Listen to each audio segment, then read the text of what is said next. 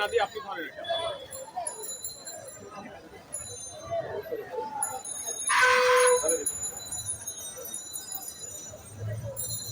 সংগ্রামী সাথী বন্ধুগণ, আজকে পহেলা মে দিবস। মে দিবসে বাংলাদেশ শ্রমিক অধিকার পরিষদ আজকের এই সমাবেশের আয়োজন করেছে। আমাদের মাঝে আছেন গণ অধিকার পরিষদের সংগ্রামী সভাপতি ডাকসুর সাবেক ভিপি জননেতা নুরুল শ্রমিক অধিকার পরিষদের সম্মানিত সভাপতি আব্দুর রহমান। আজকের এই সমাবেশের পরিচালনা করছেন শ্রমিক নেতা এবং শ্রমিক অধিকার পরিষদের সংগ্রামী সাধারণ সম্পাদক সুরেন্দ্রনাথ সম্পাদ সহ আজকে এখানে যে সকল শ্রমিক নেতৃবৃন্দ রয়েছেন সবাইকে পহেলা মে দিবসের শুভেচ্ছা জানাচ্ছি। সংগ্রামী ভাই এবং বোনেরা, আজকে মে দিবস আমরা দেখতে পাচ্ছি যে এই পল্টন এরিয়াতে হাজারো শ্রমিক এবং শত শত শ্রমিক সংগঠন রাজপথে নেমেছে। আমরা আগেও বলেছি, এখনো বলছি এবং সবসময় আমরা বলে দেব, এই যে শ্রমিক ভাইরা আজকে আপনারা যারা রাজপথে নেমেছেন, যদি আপনারা এভাবে সবসময় আপনাদের অধিকারের দাবিতে রাজপথে সোচ্চার থাকেন, তাহলে কখনোই এইভাবে মাফিয়াতন্ত্র বাংলাদেশে কায়েম হয় না। যেভাবে শ্রমিকদেরকে হত্যা করা হচ্ছে, নির্যাতন করা হচ্ছে, শ্রমিক হত্যার বিচার আজকের বাংলাদেশে হয় না। ফরিদপুরে দুজন শ্রমিককে নির্মমভাবে পিটিয়ে হত্যা করা হয়েছে, কোনো বিচার হয়েছে বন্ধুগণ? আওয়ামী লীগের চেন্ডা পান্ডারা গুপ্তারা তারা হত্যা করেছে আওয়ামী লীগের চেয়ারম্যানের নেতৃত্বে এবং ইউপি সদস্য সে আওয়ামী লীগ। এই আওয়ামী লীগেররা মিলে আজকে শ্রমিকদেরকে নির্যাতন করছে, নিপীড়ন করছে, তাদেরকে এখনো পর্যন্ত গ্রেফতার করা হয়নি। প্রশাসন কি বলেছে? ফরিদপুরের প্রশাসন তারা বলেছে এই শ্রমিক ভাইরা তারা মন্দিরে আগুন দেয় নাই। স্পষ্টভাবে তারা বলেছে আমাদের কাছে এমন কোনো তথ্য নাই বা ওই এলাকার মানুষ তারা তথ্য প্রমাণ দিতে পারে নাই যে শ্রমিকরা ওই মন্দিরে আগুন দিয়েছে। তাহলে কেন তাদেরকে একটি রুমের ভিতরে, আপনারা নিশ্চয়ই ভিডিও দেখেছেন কিভাবে তাদেরকে চোখ বাঁধা হয়েছে, পা বাঁধা হয়েছে, হাত বাঁধা হয়েছে, কিভাবে রড দিয়ে লাঠি দিয়ে নির্মমভাবে নির্যাতন করা হয়েছে। এটি কোনো বিচ্ছিন্ন ঘটনা? এটি একটি পরিকল্পিত হত্যাকাণ্ড। কিন্তু ওই আওয়ামী লীগের চেয়ারম্যান, যিনি আওয়ামী লীগের প্রেসিডিয়াম সদস্য এবং মন্ত্রী, এই দামি সরকারের মন্ত্রী আব্দুর রহমান, তার ডান হাত হিসেবে সবার কাছে পরিচিত। এক সপ্তাহ পরে পুলিশের পক্ষ থেকে ঘোষণা করা হয়েছে যে তাদেরকে খুঁজে পাওয়া যাচ্ছে না, তাদেরকে ধরিয়ে দিন, ধরিয়ে দিলে 1 লাখ টাকা পুরস্কার দেওয়া হবে। তার মানে কি? তার মানে তাদেরকে ওই দাদা বাবুদের দেশে ভারতে পালিয়ে যাওয়ার সুযোগ দেওয়া হয়েছে। আজকে এইভাবে শ্রমিকদেরকে হত্যা করে, দুজন শ্রমিকদেরকে নির্মমভাবে রক্তাক্ত করে এবং এই ধরনের একটি পিশাচ কর্মকাণ্ড ঘটিয়ে কোনো বিচার করা হচ্ছে না। আমাদের সরকারের পক্ষ থেকে কোনো বক্তব্য নাই, প্রধানমন্ত্রী কিছু বলেন নাই। কিভাবে বলবে? কারণ মন্দিরে আগুন দেওয়ার ঘটনাকে কেন্দ্র করে তাকে গ্রেফতার করা হয়েছে। এই ঘটনায় সরকারের মন্ত্রীরা মুখে কুলু পেটেছে। শ্রমিক অধিকার পরিষদের পক্ষ থেকে আমরা এখানে সমাবেশ করেছিলাম, আমরা প্রতিবাদ জানিয়েছিলাম। দুঃখের সাথে বলতে হয়, এই ঘটনায় আমরা শ্রমিক সংগঠনগুলোকে রাজপথে দেখি নাই। আজকে অনেকে ঢাক ঢোল বাদ্যযন্ত্র পিটিয়ে আজকে আনন্দ করছে। আজকে কি আনন্দের দিন? আনন্দের দিন? তারাই আনন্দ করছে যে ব্যানারে আমরা ছবি দেখছি শাহজাহান খান এবং আওয়ামী লীগের আরো যারা শ্রমিক নেতা রয়েছে।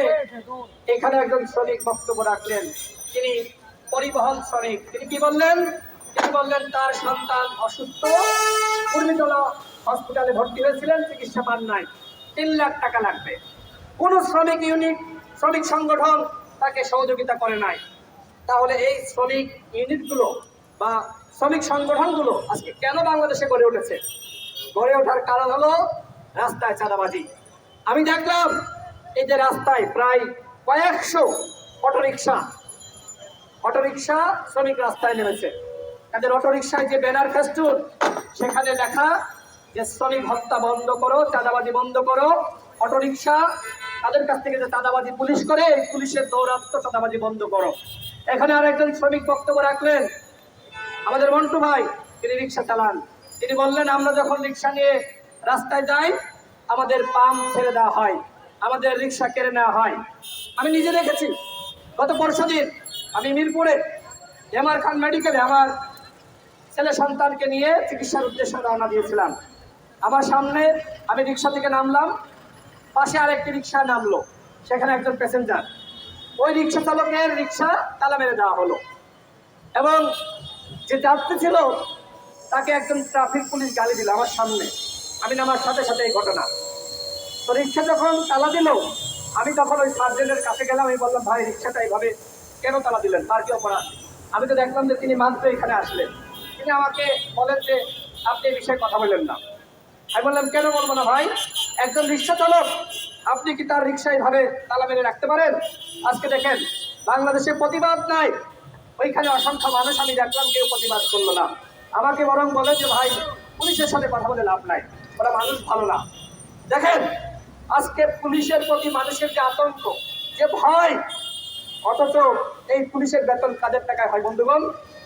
এই পুলিশের বেতন হয় এখানে যে রিক্সা চালক ভাইরা আছে, যারা লুঙ্গি পরা, যাদের এই যে ফেরা শার্ট, সেরা গেঞ্জি এবং স্পঞ্জ পায়জামা রয়েছে, এই সকল রিক্সা চালক ভাইদের যে রক্ত ঘামের টাকা, সেই ভ্যাট এবং ট্যাক্সের টাকায় পুলিশ ভাইদেরকে বেতন দেওয়া হয়। আমরা দেখেছি যে পুলিশের মধ্যে অনেক মানবিক মানুষ রয়েছে, একজন ধরলে আর একজন বলে আরে ছেড়ে দাও, মুরব্বী মানুষ। পুলিশের মধ্যে যে সবাই খারাপ সেটি আমরা বলবো না, অনেক ভালো মানুষ রয়েছে। কিন্তু কতিপয় পুলিশ কর্মকর্তা আজকে যেভাবে দেশটাকে জাহান্নাম বানিয়েছে, আজকে পুলিশের সাবেক কমিশনার আসাদুজ্জামান সাহেব তিনি বলেন 28 অক্টোবর পুলিশের জয় জয়কার হয়েছে। পুলিশ যদি ব্যর্থ হতো তাহলে নাকি গণতন্ত্র ব্যর্থ হতো, পুলিশের বক্তব্য। কি বলবেন? তার মানে 28 অক্টোবরে কি হয়েছিল? সেখানে হাজারো শ্রমিক রাজপথে নেমেছিল, প্রতিবাদ জানিয়েছিল।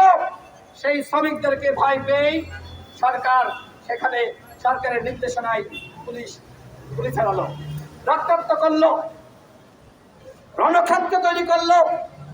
তারপরে কি প্রতিবাদ থেমে গিয়েছে বন্ধুগণ? আমাদের জায়গা থেকে আমাদের ছোট সীমিত সামর্থ্য রয়েছে, তারপরে আমরা আমাদের প্রতিবাদ জারি রেখেছি। আমরা দেখেছি অসংখ্য ছোট মাঝারি পর্যায়ের সংগঠন তারা প্রতিবাদ চালিয়ে যাচ্ছে। সরকার মনে করতে পারে, সরকার রিল্যাক্সে থাকতে পারে, সরকার ভাবতে পারে আমরা জয়ী হয়ে গিয়েছি, আমাদের পাশে আছে ভারত মাতা, আমাদের পাশে চীন রাশিয়া, আমাদের আর কিচ্ছু করা যাবে না। কিন্তু ভুলে গেলে চলবে না বন্ধুগণ। এরশাদ সে মনে করেছিল আমাকে গদি থেকে কেউ নামাতে পারবে না।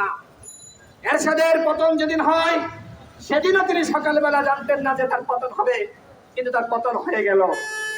এই সরকার আজকে শ্রমিকদেরকে নির্যাতন নিপীড়ন করে আজকে ক্ষমতায় রয়েছে।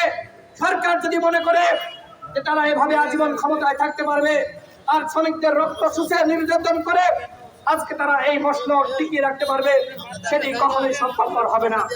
আমি শ্রমিক ভাইদেরকে বলবো আপনারা জাগ্রত হন, প্রতিবাদী হন, প্রতিবাদ করেন প্লিজ। আজকে যেভাবে আপনারা রাজপথে নেমেছেন আপনাদের দাবিতেই আপনারা এভাবে সবসময় প্রতিবাদ মুখর থাকুন, রাজপথে নামুন। অন্যথায় সরকার যেভাবে আপনাদেরকে জিম্মি করছে, আপনাদেরকে হত্যা করছে, নির্যাতন নিপীড়ন করছে, এটি কখনোই বন্ধ হবে না। আমি একজন শ্রমিকের সন্তান। আজকে সকালবেলা আমি আমার বাবাকে ফোন দিলাম, জিজ্ঞেস করলাম যে বাবা তুমি কোথায়? তিনি বললেন যে ভোরবেলা ঘুম থেকে উঠে কাজে বেরিয়ে গেছেন। শ্রমিকদের কোনো ঘুম আছে? শ্রমিকরা ভোরবেলা ফজরের নামাজ পড়েই কাজে বেরিয়ে পড়ে। আজকে প্রকৃত শ্রমিকদের কোনো ছুটি নাই বন্ধুগণ। যারা প্রকৃত শ্রমিক তাদেরকে কোনো সুবিধা হয় না। আজকে অনেকে ট্রেড ইউনিয়ন করে বিভিন্নভাবে শ্রমিকদেরকে আজকে কর্মসূচিতে আনতে পেরেছে, বিভিন্নভাবে। আপনারা বুঝালেন বিভিন্নভাবে জোর জবরদস্তি করে যে বাদ্যযন্ত্র বাজছে। শ্রমিকদেরকে একটু মিডিয়ার ভাইরা এখানে সাংবাদিকরা আছেন, জিজ্ঞেস করেন তো আজকে যে সকল সরকারের সাথে সংযুক্ত গার্মেন্টস মালিক রয়েছে তারা আজকে বলেছে যে আজকে আর তোমাদের কাজ করা লাগবে না, আজকে ঢোল তবলা বাদ্যযন্ত্র বাজিয়ে আজকে আনন্দ করতে হবে। এই শ্রমিক ভাইরা আজকে ইচ্ছাকৃতভাবে এখানে আসে নাই, তাদেরকে জোরপূর্বক বাংলাদেশে যে বিশাল উন্নয়ন হয়েছে, উন্নয়নের জিকির বাধ্যতামূলক ভাবে করার জন্য তাদেরকে আজকে জোরপূর্বক আনা হয়েছে। আর এখানে আরো শ্রমিকরা যারা এই শ্রমিক নেতা আব্দুর রহমান, সম্পাদ এবং মন্টু ভাইদের মতন যারা এখানে আছেন, তাদের সংখ্যা সীমিত হতে পারে, কিন্তু কারোর হাতে 2 টাকা দিয়ে এবং দুপুরে বিরিয়ানি দিব এই কথা বলে কাউকে আনা হয় না। আনা হয়েছে বন্ধুগণ, এখানে যারা এসেছে প্রকৃতপক্ষেই দেশপ্রেমের জায়গা থেকে দেশকে ভালোবেসে এসেছে। আমি শ্রমিক ভাইদেরকে বলবো, আজকের বাংলাদেশে গণতন্ত্রের সংকট। আপনি ভোট দিতে পারেন নাই 14 সালে যে নির্বাচন হয়েছে, 18 সালে যে নির্বাচন হয়েছে এবং 24 সালে যে নির্বাচন হয়েছে, এটি কোনো নির্বাচন ছিল না বন্ধুগণ। আজকে প্রথম আলো পত্রিকায় আমি দেখলাম প্রধানমন্ত্রী বলেছেন যে অতি বাম এবং অতি ডান এরা কিভাবে এক হয়ে গেল, আমার মাথায় ধরছে না প্রধানমন্ত্রীর কথা। তিনি বলছেন যে বামদের সাথে তো ডানদের মিলেই না, তাহলে কিভাবে এরা এক হলো? প্রধানমন্ত্রীকে আমি এই উত্তর দিচ্ছি, আপনি যেভাবে 14 সালে নির্বাচন করেছেন, শ্রমিক ভাইয়েরা তারা কি বোঝে না? এই যে এখানে একজন মুরব্বী, এই যে মুরব্বী, ওনাকে একটু দেখতে দেন। এই যে মুরব্বী, আমি প্রায় দেখি যে এলাকায় মিছিল হলে তিনি আসেন, সেও আমার বক্তব্য শুনে বলছে এবং আমার বক্তব্যের সাথে সুর মিলাচ্ছে। তার মানে কি আজকে প্রত্যেকটা মানুষ সচেতন। শ্রমিকরা দেখেছে 14 সালে বাংলাদেশে কোনো নির্বাচন হয়নি, শ্রমিকরা দেখেছে 18 সালে বাংলাদেশে কোনো নির্বাচন হয় নাই, শ্রমিকরা এই 24 সালে কোনো ভোট দিতে পারে নাই। সুতরাং প্রধানমন্ত্রী যদি মনে করেন কিভাবে বাম ডান আজকে কিভাবে এক হয়ে গেল, আপনি কি বামদেরকে খুব আদর করছেন? রাশেদ খান মেননকে নৌকায় চড়াইছিলেন, ইনুকে চড়াইছিলেন, এরপরে লাঠি মেরে ওই নৌকা থেকে নামিয়ে দিয়েছেন। অন্যান্য বাম যারা রয়েছে তারাও বুঝেছে যে প্রধানমন্ত্রীর এই ফাঁদে পা দেওয়া যাবে না। এবং ডান যারা ডানপন্থী রাজনীতি করে ইসলামিক দলগুলো রয়েছে তারাও সচেতন হয়েছে, বিভিন্ন সময় তাদের সাথে আপনারা বেইমানি করেছেন, যে কারণে আজকে বাম ডান মধ্যপন্থা আজকে সকল পন্থা আমরা এক হয়ে গিয়েছি। আজকে আমরা যদি একতাবদ্ধ লড়াই করতে পারি, একতাবদ্ধ ভাবে আমরা এগিয়ে যেতে পারি, তাহলে আমাদের জয় হবে এবং এই মাফিয়া তন্ত্রের ইনশাল্লাহ পতন হবে। আমি শ্রমিক ভাইদেরকে বলবো, আপনাদের পায়ের নিচে যে ধুলা রয়েছে, আপনারা যখন রাস্তা দিয়ে হাঁটেন, যদি আপনারা বাংলাদেশে একসাথে নেমে যান, আপনাদের এই পায়ের যে ধুলা না, এই ধুলার আঘাতে তাদের পতন নিশ্চিত হয়ে যাবে। শ্রীলঙ্কায় যেটি হয়েছে, ওই দেশের শ্রমিকরা রাজপথে নেমে গিয়েছিল।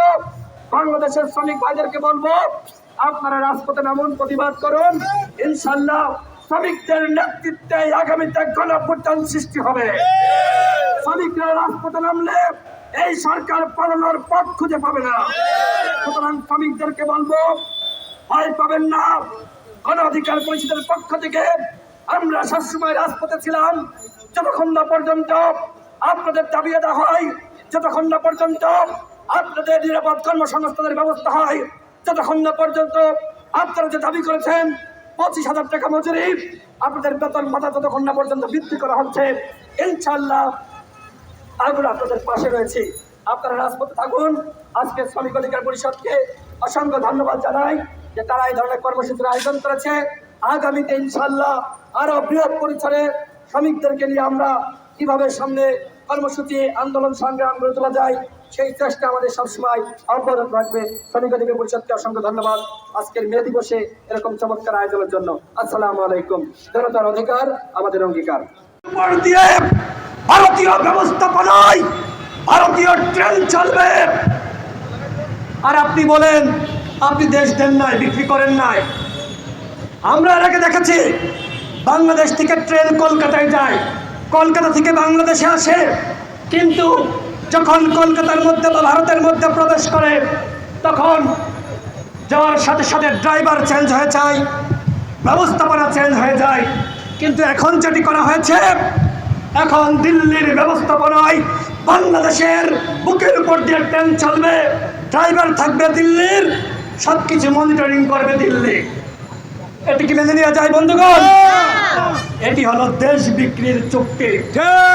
শেখ হাসিনাকে আমরা বলতে চাই, অনতিবিলম্বে এই দেশ বিক্রির চুক্তি বাতিল করতে হবে, অন্যথায় গণ অধিকার পরিষদের নেতৃত্বে ওই গণভবন ঘেরাও কর্মসূচিতে হবে।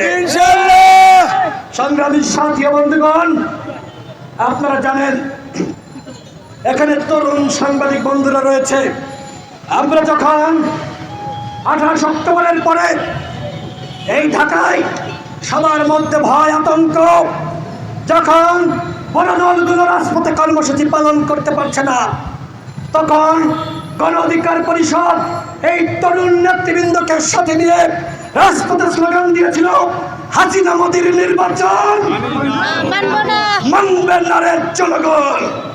আমরা বলেছিলাম দিল্লি না ঢাকা, ঢাকা ঢাকা। এই স্লোগানে ঢাকা রাজপথ উত্তোলিত হয়েছিল, এই স্লোগানে ঢাকার রাজপথ প্রকম্পিত হয়েছিল। আমাদের আগে, জাতীয় নির্বাচনের আগে কোন একটি দল বলতে পারে নাই হাসিনা মোদির নির্বাচন। আমরা তরুণ হতে পারি, কিন্তু আমরা ভবিষ্যৎ দেখতে জানি। আমরা তরুণ হতে জানি, আমরা তরুণ হতে পারি, কিন্তু আমরা বলতে পারি আগামী 10 বছর পরে আওয়ামী লীগ কি করতে চায়। আওয়ামী লীগ যে ভীষণ 41 হাতে নিয়েছে, এর অর্থ হলো বাংলাদেশকে ভারতের অঙ্গরাজ্য বানাবে এবং বাংলাদেশের প্রধানমন্ত্রী তিনি যতদিন বাঁচেন তিনি ভারতের মুখ্যমন্ত্রী হয়ে বাঁচতে চান। আমরা সেটি মেনে নিতে পারি না বন্ধুগণ। যে 10টি চুক্তি এবং সমঝোতা স্মারক স্বাক্ষরিত হয়েছে, এখানে বাংলাদেশ কিছু পায় নাই, বাংলাদেশকে কিছু দেয় নাই।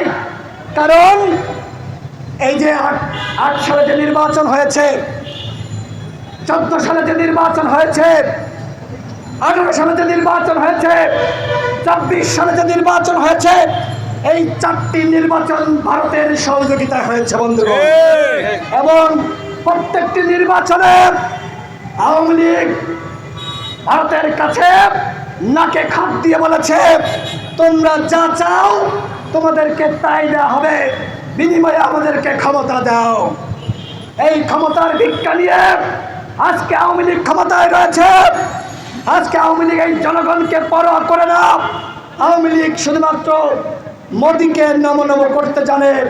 ভারতের যখন যে সরকার ক্ষমতায় আসে তাদেরকে হাত জোর করে নমনীয় করতে জানে। ভারতের দালালেরা হুঁশিয়ার সাবধান, হুঁশিয়ার সাবধান, ভারতের দালালেরা ভারতের দালালেরা হুঁশিয়ার সাবধান। দিল্লি না ঢাকা, ঢাকা ঢাকা, ঢাকা ঢাকা, দিল্লি না ঢাকা, দেশ বিরোধী চুক্তি মানি না মানব না, দেশ বিরোধী চুক্তি মানি না মানব না, মানি না মানব না, দেশ বিরোধী চুক্তি। সংগ্রামী সাথী বন্ধুগণ, আমরা ভারতের কাছ থেকে কি পেয়েছি এখনো পর্যন্ত? গত পরশুদিন একজন বাংলাদেশি নাগরিককে সীমান্তে গুলি করে হত্যা করা হয়েছে। যখন শেখ হাসিনা রেল চুক্তি করে আসলো, সমঝোতা করে আসলো, বলা হলো সীমান্তে আর হত্যা হবে না। এরপরে তিনি আসার সাথে সাথে সীমান্তে বাংলাদেশের একজন নাগরিককে গুলি করে পাখির মতো হত্যা করা হয়েছে। আমার দেশের জনগণ পানি পায় না, বর্ষার সময় আমাদেরকে ডুবিয়ে মারে, আর খরায় আমাদেরকে পানিতে মারে। তিস্তা চুক্তি শেখ হাসিনা করতে জানে না, করতে পারে না, সম্পূর্ণভাবে ব্যর্থ হয়েছে। অথচ ভারত যা চায় আওয়ামী লীগ সেখানে দাসখতের মতন সবকিছু স্বাক্ষর করে দেয়। বন্ধুগণ, আমরা এই আওয়ামী দাবিদার সরকারকে বলতে চাই, আপনারা জনগণের বিরুদ্ধে গিয়ে জনগণের সাথে প্রতারণা করে আজকে ভারতের সাথে যে দেশ বিক্রি চুক্তি করেছেন, অনতিবিলম্বে সেই চুক্তি বাতিল করতে হবে। গণ অধিকার পরিষদের পক্ষ থেকে আমরা গত পরশুদিন প্রেস ব্রিফিং করে বলেছি, এই চুক্তি আমরা মানি না, এই চুক্তি আমরা মানতে পারি না। বন্ধুগণ, সংগ্রামী সাথী বন্ধুগণ, আজকে দেখেন আমরা বড় বড় দুর্নীতিবাজদেরকে দেখছি, আমরা আজিজকে দেখছি, আমরা বেনজিরকে দেখছি, আমরা আসাদুজ্জামানকে দেখছি, আমরা মতিউরকে দেখছি। এরা কাদের সৃষ্টি বন্ধুগণ? এরা আওয়ামী লীগের সৃষ্টি। আওয়ামী লীগকে ক্ষমতায় রাখার জন্য আজকে তারা মানুষকে যদি খুন করতে হয় তারা সব কিছু করেছে বন্ধুগণ। আর যার বিনিময়ে আমরা দেখতে পাচ্ছি এদের বিরুদ্ধে মামলা দিয়ে এদেরকে গ্রেপ্তার করার কথা, অথচ এরা দেশ ছেড়ে পালিয়ে যাচ্ছে বন্ধুগণ। এই যে দুদক, এই দুদক সার্টিফিকেট দিয়েছিল মতিউরের নামে যে অভিযোগ, দুর্নীতির অভিযোগ, এগুলো নাকি মিথ্যা এবং ভুয়া। নাউজুবিল্লাহ। এখন দেখেন, এখন ওই ছাগল কাণ্ডের মাধ্যমে মতিউর তার ছেলেকে অস্বীকার করছে, মতিউরের মেয়ে তার বাবাকে অস্বীকার করছে। ঠিক। আজকে দেখেন এই অবস্থা। এই দুর্নীতিবাজদেরকে বলতে চাই, আপনারা যে পাপ করেছেন, পাপের মাধ্যমে সম্পদ অর্জন করেছেন, আপনার স্ত্রী হয়তো আপনাকে স্বীকার করবে না বন্ধুগণ। যখন সন্তান তার বাবাকে স্বীকার করে না, আর বাবা তার সন্তানকে স্বীকার করে না, তখন অবশ্যই আমরা বুঝতে পারি যে এই দুর্নীতির যে ভয়াবহতা, এই দুর্নীতির যে করুণ পরিণতি আমরা সকলেই বুঝতে পারি বন্ধুগণ। এই দুদক এখানে বসে আছে, এরা বসে আছে আওয়ামী লীগের যারা দুর্নীতিবাজ মাফিয়া তাদেরকে রক্ষা করার জন্য।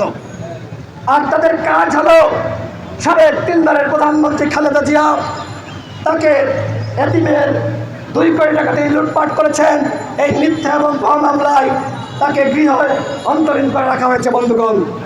আজকে দেখেন খালেদা জিয়া তিনি অসুস্থ, এই সরকার তার চিকিৎসার ব্যবস্থা পর্যন্ত করছে না। এতটা অমানবিক এই সরকার। আজকের বাংলাদেশের রাজনীতি বলতে কিছু নাই। ডক্টর মোহাম্মদ ইউনূস কি বলেছেন? তিনি বলেছেন বাংলাদেশের একদলীয় শাসন ব্যবস্থা কায়েম হয়েছে এবং এখানে রাজনীতি করার কোনো পরিবেশ নাই, এখানে একটি দল ক্ষমতায় যায়, ভোটের কোনো পরিবেশ নাই। আমরা দেখলাম আমাদের প্রধানমন্ত্রী তিনি যেখানে এই যে 10টি চুক্তি এবং সমঝোতা সেটি নিয়ে ব্যাখ্যা বিশ্লেষণ করবেন, অথচ দেখলাম সাংবাদিকরা, সিনিয়র সাংবাদিক, তারা প্রধানমন্ত্রীকে কোনো প্রশ্ন করতে পারেন না, শুধু তেল মারেন তেল। আজকে সাংবাদিক ভাইরা তেল চর্চায় মগ্ন হয়েছে। আজকে প্রধানমন্ত্রীকে তেল মেরে ওই যে মঈনুল ইসলাম রাজাকারের সন্তান তিনি আজকে প্রেস সচিব হয়ে গিয়েছে। দেখেন, যখন একজন রাজাকারের সন্তান আওয়ামী লীগে যোগদান করে তিনি ফেরেশতা হয়ে যান, আর যিনি রাজাকারের সন্তান নন তিনি গণ অধিকার পরিষদ, বিএনপি, জামাত করলে তারা হয়ে যায় দেশ বিরোধী বন্ধুগণ। এই হচ্ছে আওয়ামী লীগের চরিত্র। আমরা বলতে চাই বর্তমানে সবথেকে বড় রাজাকার হলো আওয়ামী লীগ। বর্তমানে আওয়ামী লীগ রাজাকারের ভূমিকায় অবতীর্ণ হয়েছে, যে কারণে ওই ভারতীয় তাবেদার ওই মোদী যারাতে মুসলিম নিধনের রক্ত তার সাথে স্বাক্ষর করে এসেছে। বাংলাদেশে জনগণ যতই বিদ্রোহ করুক, বিপ্লব করুক, যদি 1 কোটি মানুষকে গুলি করে হত্যা করতে হয়, প্রয়োজনে হত্যা করে দিব, তবু আমরা ভারতের সাথে স্বামী স্ত্রীর সম্পর্ক বজায় রাখবো। প্রধানমন্ত্রী কি বলেছেন? তিনি বলেছেন ভারত আমাদের প্রকৃত বন্ধু। শেখ সেলিম তিনি বলেছেন যারা ভারতের বিরোধিতা করবে তারা পাকিস্তানের ওই সময় যে রাজাকার ছিল তারা নাকি আবার সেই রাজাকার। আমরা বলতে চাই যারা এই মুহূর্তে ভারতের দাবিদারি করছে, গোলামি করছে, বাংলাদেশকে ভারতের অঙ্গরাজ্য বানানোর চক্রান্ত করছে, এরা ভারতীয় রাজাকার। সংগ্রামী উপস্থিতি, আপনারা ভারতীয় রাজাকার নিশ্চয়ই চিনবেন। আমাদের পররাষ্ট্রমন্ত্রী সবথেকে বড় ভারতীয় রাজাকার। দেখবেন তিনি সবসময় বলেন ভারতবর্ষের সরকার। তার মানে কি? তার মানে তিনি স্বপ্ন দেখেন 41 সালের মধ্যে বাংলাদেশকে ভারতের অঙ্গরাজ্য বানাবে। আমরা এই দামি পররাষ্ট্রমন্ত্রীর স্বপ্ন আমরা পূরণ হতে দিব না বন্ধুগণ। ভারতের দালালেরা হুঁশিয়ার সাবধান, হুঁশিয়ার সাবধান, ভারতের দালালেরা ভারতের দালালেরা হুঁশিয়ার সাবধান। সংগ্রামী সাথী বন্ধুগণ, আজকে বাংলাদেশে যেভাবে দুর্নীতি আনাচে কানাচে ছড়িয়ে পড়েছে, আমরা এখন থেকে আমাদের প্রস্তুতি নিতে হবে। ওই আজিজের বাড়ি আমাদেরকে ঘেরাও করতে হবে, ওই বেনজিরের বাড়ি আমাদেরকে ঘেরাও করতে হবে, ওই মতিউরের বাড়ি ঘেরাও করতে হবে। ওদের যে সম্পদ রয়েছে এগুলো আমার আপনার সম্পদ। আমাকে আপনাকে কষ্ট দিয়ে ওরা ঘুষ এবং দুর্নীতির মাধ্যমে ওই সম্পদ অর্জন করেছে। আমাদেরকে এই যুব সমাজকে দুর্নীতি বিরোধী ফোর্স গঠন করতে হবে, ওদের সম্পদ ছিনিয়ে এনে গরিবের মাঝে বন্টন করতে হবে। ওরা কি পেয়েছে? ওরা কি পেয়েছে? আজকে দেখেন, একজন কেরানি থেকে শুরু করে পুলিশের সর্বোচ্চ কর্মকর্তা, এই সচিবালয়ে বাংলাদেশে যারা সরকারি চাকরি করে, প্রশাসন চাকরি করে, এদেরকে অবশ্যই তদন্ত হতে হবে কার কতটুকু সম্পদ। কারণ আমরা যখন দেখতে পাই সেনাবাহিনীর সাবেক একজন প্রধান, তিনি হাজারো কোটি টাকার মালিক, পুলিশ বাহিনীর প্রধান, তিনি হাজারো কোটি টাকার মালিক, তখন আমরা ধরেই নিব পুলিশের অন্যান্য যারা আছে তাদেরও হাজার হাজার কোটি টাকা রয়েছে। আমরা দেখলাম পুলিশের মধ্যে যারা দেশপ্রেমিক পুলিশ কর্মকর্তা রয়েছে, যারা এই দুর্নীতির তথ্য দেয়, তাদের বিরুদ্ধে ব্যবস্থা নেওয়া হচ্ছে, তাদেরকে চাকরিচ্যুত করা হচ্ছে, আর পুরস্কার দেওয়া হচ্ছে ওই বেনজিরদেরকে, পুরস্কার দেওয়া হচ্ছে আজিজদেরকে। আমরা পুলিশ প্রশাসন, সেনাবাহিনী, গোয়েন্দা সংস্থার উদ্দেশ্যে বলতে চাই, এখানে আমাদের সভাপতি নুরুল হক নূর রয়েছে। আমরা 2018 সালে কোন সংস্কার আন্দোলন করেছিলাম, আমাদেরকে ওই সময় গোয়েন্দা সংস্থার পক্ষ থেকে বলা হয়েছিল, তোমাদেরকে কি লাগবে? বাড়ি লাগবে? টাকা লাগবে? চাকরি লাগবে? কি চাও বলো, সব দিয়ে দিব, আন্দোলন করতে পারবা না। আমরা বলেছিলাম প্রয়োজনে জীবন দিয়ে দেব, তবু আন্দোলন থেকে আমরা দূরে সরে যাব না। এই জাতীয় নির্বাচনের আগে আমাদেরকে বলা হয়েছিল, নুরুল হক নূর আমাকে সহ আরেকজন বড় নেতা, জাতীয় পর্যায়ের নেতা, আমাদেরকে বলা হলো তোমরা দুইজন, নুরুল হক নূর তুমি পটুয়াখালী থেকে এমপি হয়ে যাও, আমাকে বলা হলো তুমি ঝিনাইদহ থেকে এমপি হয়ে যাও। আমরা বললাম জনগণের সাথে বেইমানি করে আমরা এমপি হতে আসি নাই। অথচ দেখেন বন্ধুগণ, আজকে দুঃখের সাথে বলতে হয়, বিদেশে বসে কিছু অনলাইন অ্যাক্টিভিস্ট, তার মধ্যে অন্যতম হল পিনাকি ভট্টাচার্য, তিনি প্রায়ই বলেন নুরুল হক নূর সুলতান মনসুর হয়ে যাবে। বলেন নাই বন্ধুগণ? বলছে। আমি পিনাকি ভট্টাচার্যের প্রতি সম্মান রেখে, শ্রদ্ধা রেখে বলতে চাই, নুরুল হক নূরকে এমপি বানানোর অফার দেওয়া হয়েছিল, নুরুল হক নূর সেই অফার লাঠি মেরে ছিটকে ফেলেছে। নুরুল হক নূরের বিরুদ্ধে গ্রেপ্তারি পরোয়ানা জারি হয়েছে, আমার বিরুদ্ধে গ্রেপ্তারি পরোয়ানা জারি হয়েছে। আমরা নির্বাচনে যাইনি এই কারণে।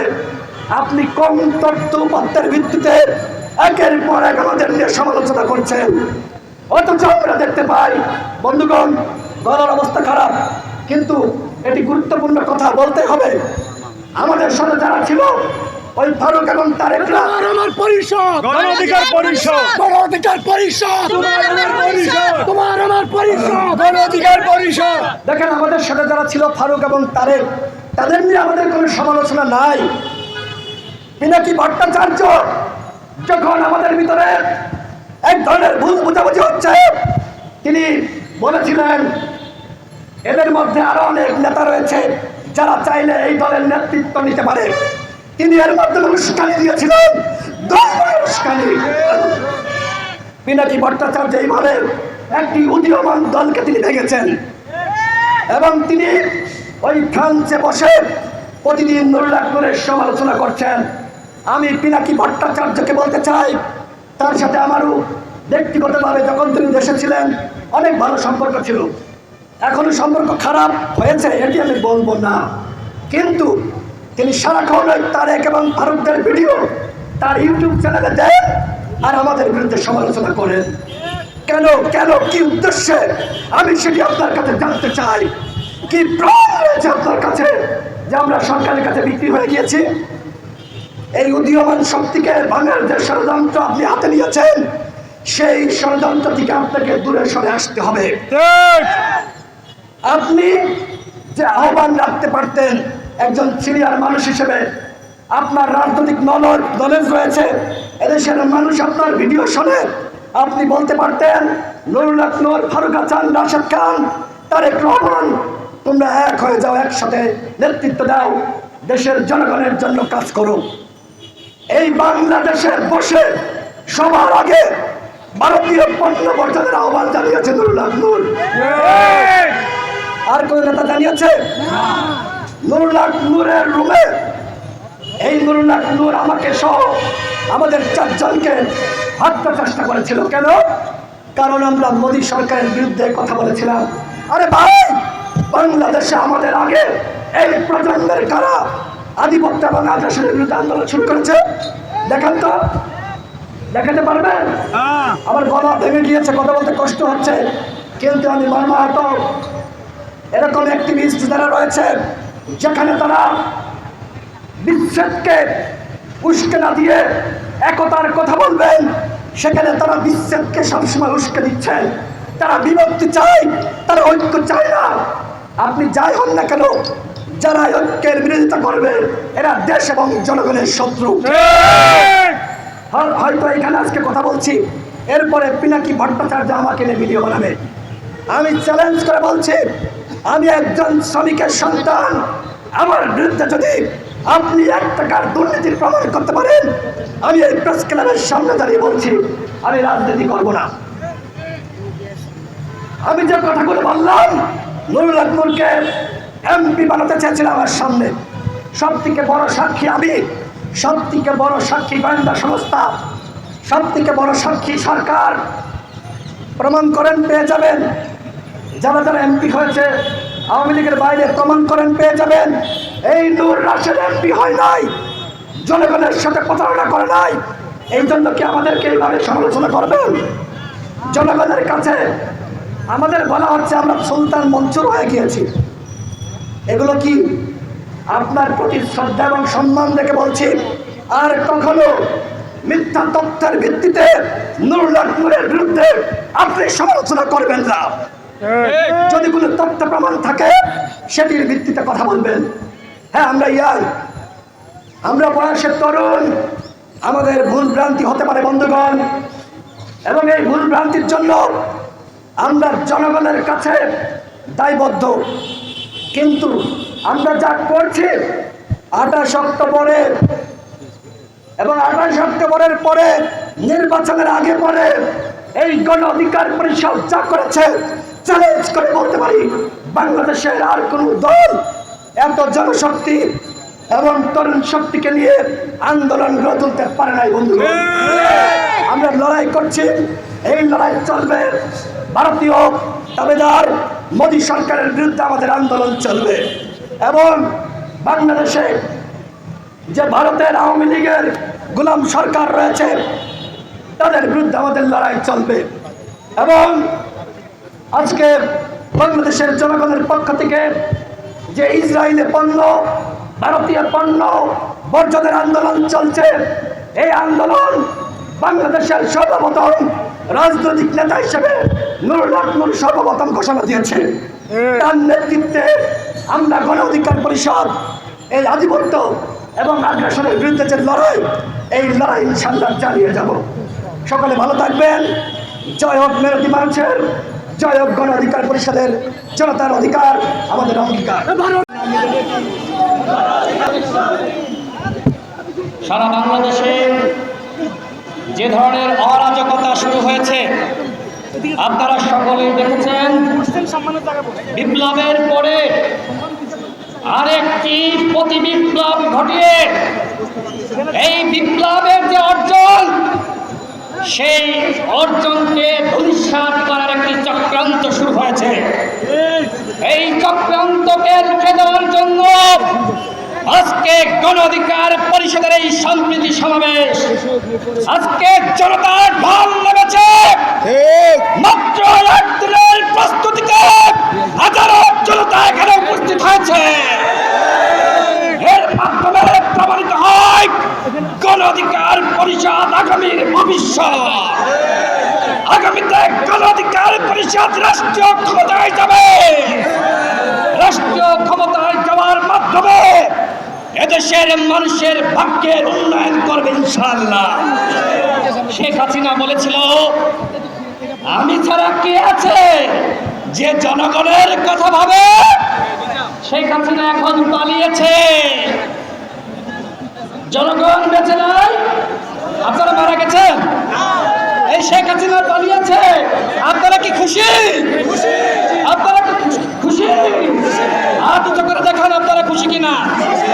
আপনারা দেখেন শেখ হাসিনা পালিয়েছে, আজকে জনগণ আনন্দ করছে, আজকে জনগণ খুশিতে আত্মহারা। আজকে এলাকায় এলাকায় পাড়া মহল্লায় মহল্লায় আজকে মিষ্টি বিতরণ করা হচ্ছে। শেখ হাসিনা তোমার রক্ষা হবে না, তুমি যেখানে পালিয়ে যাও না কেন বাংলাদেশের জনগণ তোমাকে দেশে ফিরিয়ে এনে তোমার ফাঁসি নিশ্চিত হবে। শেখ হাসিনাকে ফাঁসি দিতে হবে, কারণ সে আইন আবার সৃষ্টি করেছে, সে হাজারো মানুষকে হত্যা করেছে, হাজারো মানুষকে গুম করেছে, বাংলাদেশকে রাজনীতি সুন্দর করেছে। কিন্তু আজকে দেশের জনগণ আওয়ামী লীগকে রাজনীতি সুন্দর করে দিয়েছে। আওয়ামী লীগের নেতা কর্মীরা আপনাদের উদ্দেশ্যে বলতে চাই, আপনারা কেন আজকে এই ষড়যন্ত্র পথ বেছে নিয়েছিলেন? শেখ হাসিনা মাতাল হয়ে গিয়েছিল, কিন্তু আপনারা কি শুনতে ছিলেন না? আপনারা কি বুঝতেন না এইভাবে ক্ষমতা দখল করে রাখা যায় না? আপনার বাবা অর্থাৎ শেখ মুজিব তিনিও বাকশাল কায়েম করার মাধ্যমে ক্ষমতা দখল করে রাখতে চেয়েছিল, পেরেছিল বন্ধুগণ? এদেশের জনগণ বাকশাল মেনে নেয়নি, এদেশের জনগণ শেখ হাসিনার কর্তৃত্ববাদকে মেনে নেয়নি। এরশাদ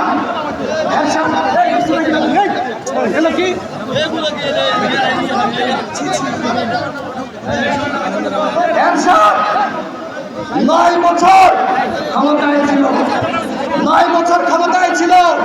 এরশাদ মনে করেছিল নূর হোসেনকে হত্যা করে, ডাক্তার মিলনকে হত্যা করে আমরা ক্ষমতায় থাকবো। এরশাদ করেছিল বন্ধুগণ। তবে আমি এরশাদকে ধন্যবাদ জানাতে চাই, এরশাদ স্বৈরশাসক হলেও দেশ ছেড়ে পালিয়ে যায়নি, কিন্তু শেখ হাসিনা দেশ ছেড়ে পালিয়ে গিয়েছে। তিনি বলেছিলেন আমি বঙ্গবন্ধুর কন্যা, আমি দেশ ছেড়ে পালিয়ে যাব না। এই কথা বলার 2 দিন পরেই তিনি হেলিকপ্টারে করে তার দাদাবাবুদের দেশ ওই মোদির দেশে পালিয়ে গিয়েছে। নরেন্দ্র মোদীকে বলতে চাই, শেখ হাসিনাকে অনতিবিলম্বে বাংলাদেশে ফেরত পাঠাবে, অন্যথায় বাংলাদেশে আজকে ইন্ডিয়ার আধিপত্যের বিরুদ্ধে যে সংগ্রাম শুরু হয়েছিল এই সংগ্রামকে আরো জোরদার করা হবে। বন্ধুগণ, আপনারা দেখেছেন এতদিন ভারতীয় আগ্রাসনের বিরুদ্ধে সংগ্রাম করেছি, প্রতিবাদ করেছি, ভারতীয় পণ্য বর্জন করেছি। শেখ হাসিনার তাদের পতন ত্বরান্বিত হয়। আজকে শেখ হাসিনার পতন ত্বরান্বিত হয়েছে, কোন আন্তর্জাতিক শক্তি আমাদেরকে সহযোগিতা করে নাই। এদেশের জনগণের শক্তিতে গণবিপ্লব গণঅভ্যুত্থানের মাধ্যমে শেখ হাসিনার পতন নিশ্চিত হয়েছে। আমি ধন্যবাদ জানাতে চাই সেনাবাহিনীকে, আমি ধন্যবাদ জানাতে চাই পুলিশ বাহিনীকে, আমি ধন্যবাদ জানাতে চাই সশস্ত্র বাহিনীকে। তারা এসে বলেছিল আপনি যেভাবে গুম করে খুন করে রক্তের গঙ্গা বয়ে আপনি ক্ষমতায় থাকতে চান, আমরা আপনার পাশে আর নাই। প্রশাসনের সুবুদ্ধির উদয় হয়েছিল, আমরা প্রশাসনকে ধন্যবাদ জানাতে চাই। একই সাথে বলতে চাই যেমনিভাবে আমরা দেখেছি পুলিশ প্রশাসন থেকে শুরু করে সমস্ত রাষ্ট্রযন্ত্রে দলীয়করণ করা হয়েছিল, এই দলীয়করণ আমাদেরকে এখন ভাঙতে হবে।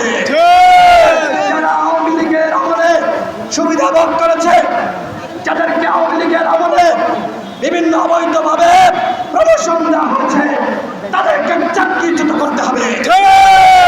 আজকে অন্তর্বর্তীকালীন সরকারের শপথ হয়েছে, গতকাল গণ অধিকার পরিষদের পক্ষ থেকে আমরা সেই শপথ অনুষ্ঠানে গিয়েছিলাম। আমাদের দুঃখ লেগেছে অন্তর্বর্তীকালীন সরকার কত সময়ের জন্য বাংলাদেশকে শাসন করবে, ক্ষমতায় থাকবে, সেটি তারা বলে নাই। বন্ধুগণ, আমরা রেখে দেখেছি ফখরুদ্দিন মঈনুদ্দিনের রহমান তারা 3 মাসের জন্য এসে 2 বছর ক্ষমতায় ছিল। 3 মাসের জন্য এসে 2 বছর ক্ষমতায় ছিল। আমরা কি আবার এক ফখরুদ্দিন মঈনুদ্দিন মেনে নিব? বন্ধুগণ, আমরা অনির্বাচিত সরকারকে সর্বোচ্চ 3 মাসের সুযোগ দিতে চাই।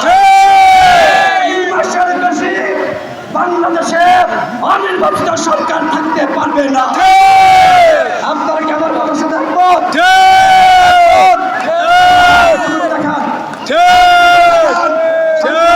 দেখেন 3 মাসের বেশি কেউ অনতিবিলম্বে আজকে সাংবিধানিক প্রতিষ্ঠানগুলোকে সংস্কার করতে হবে। প্রধান নির্বাচন কমিশনার থেকে শুরু করে যারা নির্বাচন কমিশনার রয়েছে তাদেরকে চাকরিচ্যুত করতে হবে। এবং যেহেতু 14 সালে, 18 সালে, 24 সালে এই 3 মেয়াদে যে সকল নির্বাচন কমিশনার কিন্তু সরকারের সচিব এবং রাষ্ট্রীয় কর্তা ব্যক্তিরা যারা এই অবৈধ নির্বাচন অনুষ্ঠানে সহযোগিতা করেছে তাদেরকে চাকরিচ্যুত করতে হবে এবং বিচারের মুখোমুখি করতে হবে। আইনজীবী আহসান সিদ্দিকী বলেছে, প্রধান নির্বাচন কমিশন প্রধান বিচারপতি তিনি বাকশালের নেতা ছিলেন। তিনি যে বক্তব্য দিয়েছিলেন সকলেই জানেন। তার বক্তব্যের কারণে ছাত্র সমাজ ফুসে উঠেছিল, রাজপথে নেমে গিয়েছিল। তিনি বলেছিলেন, কিসের আন্দোলন? প্রধান বিচারপতি সাহেব, কিসের আন্দোলন? আপনি দেখেন গণঅভ্যুত্থান রচিত হয়ে গেছে। আন্দোলন কিসের আন্দোলন দেখছেন? কিসের আন্দোলন? এই ভারতে আপনার প্রথমের আন্দোলন। আপনি অনতিবিলম্বে পদত্যাগ করবেন। যাকে যেখানে বসিয়েছে আমরা তাকে মানতে পারি না। যে সকল বিচারকগণ তত্ত্বাবধায়ক সরকার ব্যবস্থা বাতিল করে আজকে বাংলাদেশকে সংকটের মুখোমুখি দাঁড় করিয়েছে, ওই সকল রাজনৈতিক বিচারক, ওই সকল দালাল জাতিগর বিচারকদেরকে অনতিবিলম্বে পদত্যাগ করতে হবে। অন্যথায় আমরা তাদের বাসা বাড়ি ঘেরাও করার মাধ্যমে তাদেরকে বাধ্য করবো পদত্যাগ করতে। সংগ্রামী সাথী বন্ধুগণ, আজকে দেখেন পুলিশ প্রধান ছিলেন, তাকে সরিয়ে দেওয়া হয়েছে। বিভিন্ন বাহিনীর প্রধান যিনি ছিলেন তাদেরকে সরিয়ে দেওয়া হয়েছে। আমরা বলতে চাই এটি একটি সাহসী উদ্যোগ এবং এই উদ্যোগ সেনাবাহিনীর পক্ষ থেকে সর্বপ্রথম এসেছে। আমরা গণ অধিকার পরিষদের পক্ষ থেকে আজকে আমরা স্যালুট জানাবো। সবাই কপালে হাত তুলে সেনাবাহিনীকে স্যালুট জানাবেন। আমরা বাংলাদেশের সেনাবাহিনীকে আমরা আজকের এই গণ অধিকার পরিষদের আজকে যে সম্প্রীতি সমাবেশ, সেই সম্প্রীতি সমাবেশ থেকে আমরা বাংলাদেশের দেশপ্রেমিক সেনাবাহিনীকে আমরা লাল সালাম জানাচ্ছি। এবং একই সাথে এই যে সংগ্রাম করতে গিয়ে গণঅভ্যুত্থান রচনা করতে গিয়ে প্রায় 1000 ছাত্র জনতাকে নির্মমভাবে হত্যা করা হয়েছে। আমরা তাদের আত্মার প্রতি আমরা শ্রদ্ধা জ্ঞাপন করছি। একই সাথে আমরা রাষ্ট্রের কাছে আহ্বান রাখতে চাই, এই 1000 পরিবারের প্রত্যেক পরিবারকে 1 কোটি টাকা করে ক্ষতিপূরণ দিতে হবে। 1 কোটি টাকা করে আগামী 24 ঘন্টার মধ্যে তাদেরকে তাদের পরিবারের কাছে এই ক্ষতিপূরণ পৌঁছে দেবেন। একই সাথে প্রত্যেক পরিবারের পক্ষ থেকে একজনকে আগামী 1 মাসের মধ্যে চাকরি নিশ্চিত করবেন। সময় কতদিন বন্ধুগণ? আগামী 1 মাস। 1 মাসের মধ্যে প্রত্যেক পরিবারের একজন সদস্যকে সরকারি চাকরি দিতে হবে এবং আগামী 24 ঘন্টার মধ্যে 1 কোটি টাকা করে তাদেরকে ক্ষতিপূরণ দিতে হবে।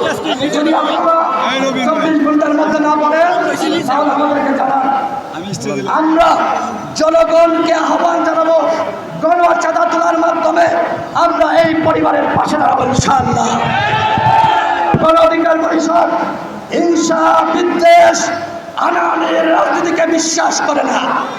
গণ অধিকার পরিষদ শান্তি চাই, গণ অধিকার পরিষদ সম্প্রীতি চাই। আজকে হিন্দু ভাইদেরকে বলবো, আপনারা এতদিন মনে করেছেন আওয়ামী লীগ ছাড়া কেউ আপনাদের আশীর্বাদ নয়। আমরা বলতে চাই, বাংলাদেশের একমাত্র রাজনৈতিক দল গণ অধিকার পরিষদ আজকে সম্প্রীতির সমাবেশের আয়োজন করেছে, যাতে করে আজকে মুসলমান, হিন্দু, বৌদ্ধ, খ্রিস্টান সকল ধর্মের মানুষ বাংলাদেশে শান্তিতে বসবাস করতে পারে। আমরা শান্তিতে বিশ্বাসী। এদেশের হিন্দু আমার ভাই, এদেশের বৌদ্ধ খ্রিস্টান আমার ভাই, এদেশের মুসলমান আমরা সকলকে নিয়ে একসাথে বাংলাদেশে শান্তিতে বসবাস করতে চাই। গত পরশুদিন পুলিশের ঊর্ধ্বতন কর্মকর্তার একজন সহকর্মিনী আমাকে ফোন দিয়ে হাউ মাউ করে কান্নাকাটি বললেন, ভাই আমার 2 মেয়ে স্কুল খুলে দিয়েছে, তাদেরকে স্কুলে পাঠাতে পারছি না। আজকে স্কুলের সাধারণ শিক্ষার্থীরা জানে যে আমার মেয়েরা পুলিশের সন্তান, নিরাপত্তাহীনতায় ভুগছি, যে কারণে স্কুলে পাঠাতে পারি নাই। আজকে দেখেন, যারা জীবন দিয়েছে, যে সকল পুলিশ কনস্টেবল শহীদ হয়েছে, তারা কি কেউ অফিসার? যে সকল পুলিশ সদস্য শহীদ হয়েছে, এরা অধিকাংশই এসআই বা কনস্টেবল, সিনিয়ররা পালিয়েছিল, মাঠে কোনো নির্দেশনা ছিল না। আজকে আমরা পুলিশের যে সকল ভাইয়েরা শহীদ হয়েছে, তাদের আত্মার মাগফিরাত কামনা করি। একই সাথে আজকের পর থেকে বাংলাদেশের কোথাও যদি কোনো নিরীহ মানুষের বাড়িঘরে আক্রমণ করা হয়, যদি চাঁদাবাজি করা হয়, সে যে দলেরই হোক না কেন, হোক সে বিএনপির, হোক সে গণ অধিকার পরিষদের, হোক সে জামাত ইসলামীর বা ইসলামী আন্দোলনের, ওই সকল দুর্বৃত্তদের কোনো রাজনৈতিক দল থাকতে পারে না। তাদের বিরুদ্ধে আমাদের সম্মিলিত প্রতিরোধ করে তুলতে হবে।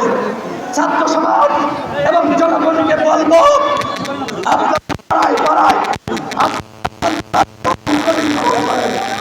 এই কমিটি দেশকে আপনারা বাঁচান। আপনারা শেখ হাসিনার কবল থেকে বাংলাদেশকে বাঁচিয়েছেন। আপনারা এইবার যারা প্রতিনিধি লাভ করতে চায়, দেশকে ধ্বংস করতে চায়, তাদের হাত থেকে আপনারা বাংলাদেশকে বাঁচান। আজকে দেখেন, আমাদের সংগ্রামী সভাপতি নুরুল হক নূর কি বলেছিলেন? বাংলাদেশের দ্বিতীয় কোনো সাহসী নেতা আছে? বাংলাদেশের এই মুহূর্তে সব থেকে জনপ্রিয় নেতাকে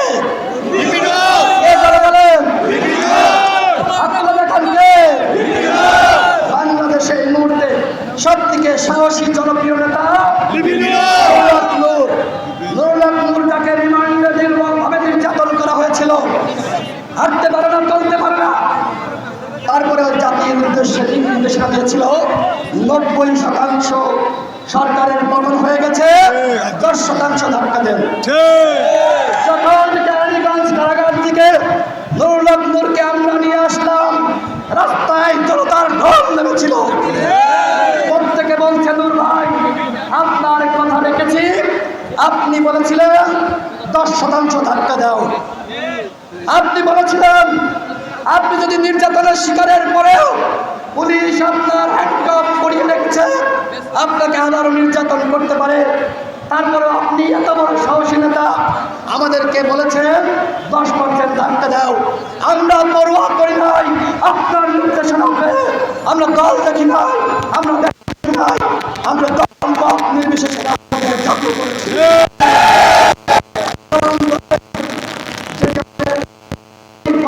বললেন নুরুল হক নূর আজকে এই আন্দোলন সংগ্রামের মহানায়ক।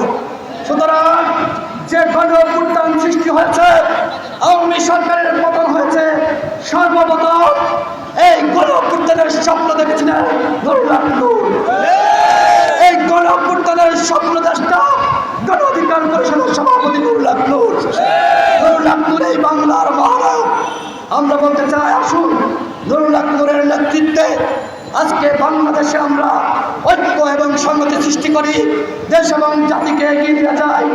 আমরা সবাই যদি ঐক্যবদ্ধ থাকি, তাহলে বাংলাদেশে আর কোনো শেখ হাসিনার জন্ম হবে না। আমরা বাংলাদেশে আর কোনো শেখ হাসিনার জন্ম হতে দিব। আমরা দুর্নীতিমুক্ত বাংলাদেশ চাই, আমরা ঘুষমুক্ত বাংলাদেশ চাই, আমরা মাদক মুক্ত বাংলাদেশ চাই, আমরা গণতন্ত্র চাই। বিচার চাই এবং সেই লক্ষ্যে গণ অধিকার পরিষদ কাজ করে যাচ্ছে। সারা দেশের মানুষের উদ্দেশ্যে বলতে চাই, গণ অধিকার পরিষদের সাথে থাকুন। গণ অধিকার পরিষদ আপনাদের মুক্তির যে লড়াই, সেই লড়াইয়ে অগ্র সৈনিকের ভূমিকা পালন করেছে। ইনশাল্লাহ ভবিষ্যতে যদি এই ধরনের কোনো সংকট আসে, কেউ রাজপথে না থাকুক, গণ অধিকার পরিষদের প্রত্যেকটা নেতৃবৃন্দ যেভাবে জেলায় জেলায় পাড়া মহল্লায় নেতৃত্ব দিয়েছে, ইনশাল্লাহ আবার ওই সংকট আসলে সামনের দিকে নুরুল্লাহপুরের নেতৃত্বে আমরা রাজপথে লড়াই করবো। আজকে যারা এসেছেন সবাইকে গণ অধিকার পরিষদের পক্ষ থেকে সংগ্রামী সালাম এবং অভিনন্দন। জনতার অধিকার, জনতার অধিকার। আজকের এই সমাবেশ থেকে ঘরে ফিরে গিয়ে প্রত্যেকটা জেলা পাড়া মহল্লায় গণ অধিকার পরিষদের দুর্গ গঠন করবে। গণ অধিকার পরিষদের নেতৃত্বে আগামীতে সরকার গঠন করা হবে এবং সেই সরকারের মন্ত্রী হবেন আপনারা, যারা আজকে এই সমাবেশে উপস্থিত হয়েছেন। সকলকে ধন্যবাদ। আসসালামু আলাইকুম।